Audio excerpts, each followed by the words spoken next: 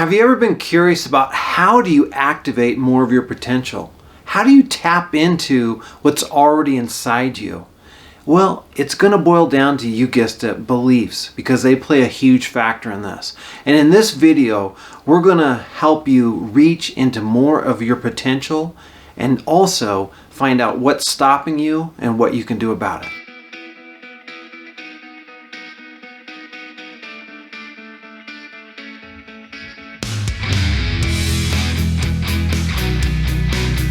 Why don't we reach our potential? Well, number one is fear. We have the fear of failure, the fear that we're going to make a mistake, we might look silly, or the fear that we might be rejected. We try something, it doesn't work out, and people will reject us. They won't accept us. We won't belong with them anymore. The second reason is self-doubt. Self-doubt has us have the lack of confidence, and that lack of confidence turns to inaction. If you don't believe you can do something, you're not going to try to do it. If you do think you can do it, that confidence is going to lead to action. Number three, which rolls right into this, is procrastination. Often, delay turns into not doing. Maybe turns into never. And that procrastination becomes a habit that you do. And when you keep procrastinating, it's going to be impossible for you to reach your potential. A fourth way we don't reach our potential is with limiting beliefs. When you don't think you can do it, you just don't do it. When you don't think you have what it takes, you don't even try. And so limiting beliefs are those things that just are insidious. They're inside of us. And when we buy into the limiting beliefs, we're buying into a limited life. Number five is the comfort zone. You have to expand beyond the comfort zone if you want to reach your potential. Imagine that there's an island where everything you want is on that island. You're going to have to leave the mainland and go across the bridge or go on a boat or maybe fly in an airplane to get to that island. And you have to leave the comfort of what you know in order to do that. Many people are unwilling to do that. Growth requires discomfort. And you cannot be satisfied with the status quo. You have to have something inside you that's just churning you on and says, oh, there's something better, there's more to this. Because if you're satisfied, then you're not going to keep growing. Now, the key to all this is belief. When you believe, that changes everything. And if you look at the value of belief, number one, when you believe, it's going to allow you to take on challenges, because you're going to feel that you can do it. And if you have that belief that you can take on the challenges, then you're going to be fine. Number two, the belief allows you to stay committed. You're going to stick with it, not when everything is going your way or not when everything's easy. And that rolls into number three, is you're more likely to bounce back when you have setbacks, obstacles, or things don't go your way. Now, also related to all this is the placebo effect. I'm sure you've heard about that, where there's lots of studies where people have had positive effects because they believed it worked. They believed the fake surgery helped them, or they believe the medicine they took helped them. And the placebo effect is real because your mind has so much power, and when you believe something will work, it more likely does work. So that is so huge to your motivation and the action you take. Because when you believe, you're going to be more motivated to take that action. I love stories because stories are things that when I get down or I need a little lift or I'm having some doubts on can I actually do this, I will tap into these stories. And I have hundreds of stories that I tell myself. One of them that I want to share with you right now is the story of Honda.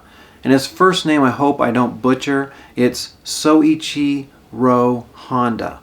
And Mr. Honda was born in 1906 in Japan in a poor family. But he had a love for mechanics, and especially bikes. Bikes was what fascinated him. And as he was growing up, he got interested in moving vehicles, engines, and machines. When he became an adult, he wanted to make engine parts, and the one that he focused on was piston rings. And pistons are the things that go up and down the engine, and the rings are around the pistons. They help it when it fires and everything. So he was making piston rings, but it didn't work out. It failed. And he had a lot of setbacks with that financially, but he went back to the drawing board, looked at what he was doing, improved the product, studied it, changed the design, and then in the 1930s he got a huge break when Toyota decided to buy his piston rings. Then World War II comes along, and his factory is bombed and destroyed during World War II. And after it was over, he sold what was left to Toyota. And he didn't make anything what he would have before the war.